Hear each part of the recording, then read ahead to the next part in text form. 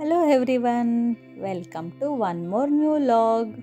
ಇವತ್ತಿನ ರೆಸಿಪಿ ಬಂದುಬಿಟ್ಟು mutton chops ಅಂತ ಅಂದರೆ ಯಾರಿಗೆ ತಾನೇ ಇಷ್ಟ ಇಲ್ಲ. ಸೊ ನಾಟಿ ಸ್ಟೈಲ್ ಅಂದರೆ ಪಕ್ಕಾ ಡಾಬಾ ಸ್ಟೈಲಲ್ಲಿ ನಾನು ಇವತ್ತು ತೋರಿಸ್ತಾ ಇದ್ದೀನಿ.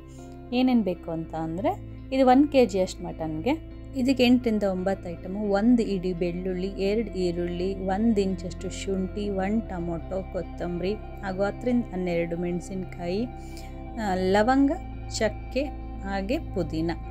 ಸೊ ಇಷ್ಟೇ ಐಟಮ್ ಬೇಕಾಗಿರೋದು. ಪಕ್ಕಾ ನಾಟಿ ಸ್ಟೈಲು, ತುಂಬ ಚೆನ್ನಾಗಿರುತ್ತೆ, ಟ್ರೈ ಮಾಡಿ. ನಾನು ಯಾವುದೇ ಚಾಪ್ಸ್ ಮಾಡಬೇಕಾದ್ರೆ ಈ ಥರ ಮೊದಲೇ ಸ್ವಲ್ಪ ಹಸಿ ವಾಸನೆ ಹೋಗೋ ಥರ ಫ್ರೈ ಮಾಡ್ಕೊತೀನಿ. ಟೇಸ್ಟ್ ತುಂಬ ಚೆನ್ನಾಗಿ ಬರುತ್ತೆ. ಸೊ ಹಾಗಾಗಿ 2 ಈರುಳ್ಳಿ, ಒಂದು 10 ರಿಂದ 12 ಮೆಣಸಿನ್ಕಾಯಿ ಹಾಗೆ ಬೆಳ್ಳುಳ್ಳಿ ಇಷ್ಟನ್ನು ಹಾಕ್ಬಿಟ್ಟು ಚೆನ್ನಾಗಿ ಫ್ರೈ ಮಾಡ್ಕೋಬೇಕು, ಹಸಿ ವಾಸನೆ ಹೋಗೋವರೆಗೂ.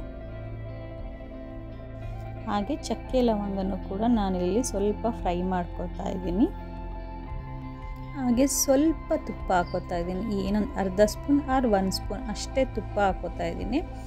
ಸ್ವಲ್ಪ ಚೆನ್ನಾಗಿ ಸ್ಮೆಲ್ಲು, ಆ ಫ್ಲೇವರು ತುಂಬ ಚೆನ್ನಾಗಿ ಅನಿಸುತ್ತೆ. ಸೊ ಅದಕ್ಕೋಸ್ಕರ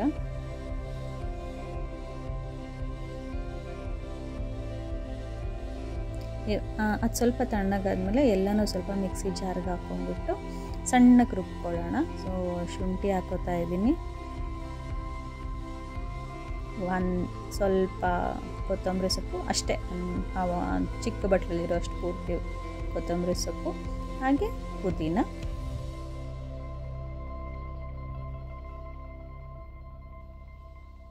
ಒಂದು ಟೊಮೊಟೊ, ಜಾಮೂನ್ ಟೊಮೊಟೊ ಆಗಿರೋದ್ರಿಂದ 1 ಟೊಮೊಟೊ, ಫ್ರೈ ಮಾಡ್ಕೊಂಡಿರೋ ಅಂತಹ ಈರುಳ್ಳಿ, ಬೆಳ್ಳುಳ್ಳಿ ಹಾಗೂ ಹಸಿಮೆಣಸಿನ್ಕಾಯಿ, ಚಕ್ಕೆ ಲವಂಗ ಇಷ್ಟನ್ನು ಹಾಕ್ಬಿಟ್ಟು ಸಣ್ಣಕ್ಕೆ ಗ್ರೈಂಡ್ ಮಾಡ್ಕೋಬೇಕು.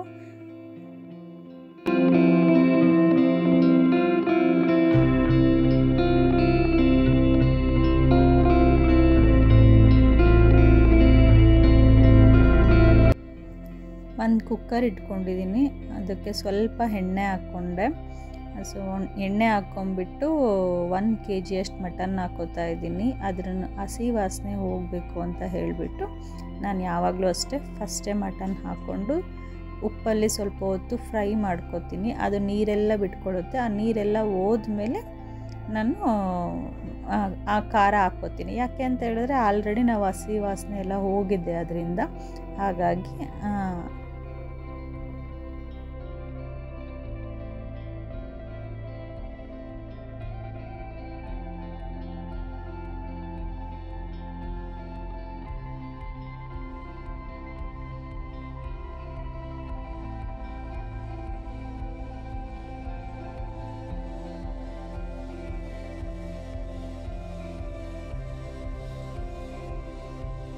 ಒಂದು 10 ನಿಮಿಷ ಬಿಟ್ಟಿದ್ದೆ ನೋಡಿ, ಇನ್ನೂ ಆ ನೀರೆಲ್ಲ ಹಾಗೆ ಇದೆ.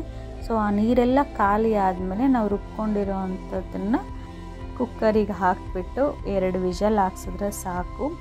ಅದನ್ನು ನೋಡಿ, ಮಟನ್ ನಿಮ್ಮದು ತುಂಬ ಬಲ್ತಿದ್ರೆ 3 ರಿಂದ 4 ವಿಷಲ್ ಬೇಕು.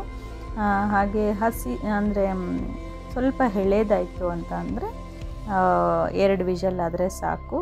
ಸೊ ಈ ನೀರೆಲ್ಲ ಹೋಗೋವರೆಗೂ ಹಾಕಕ್ಕೆ ಹೋಗಬೇಡಿ.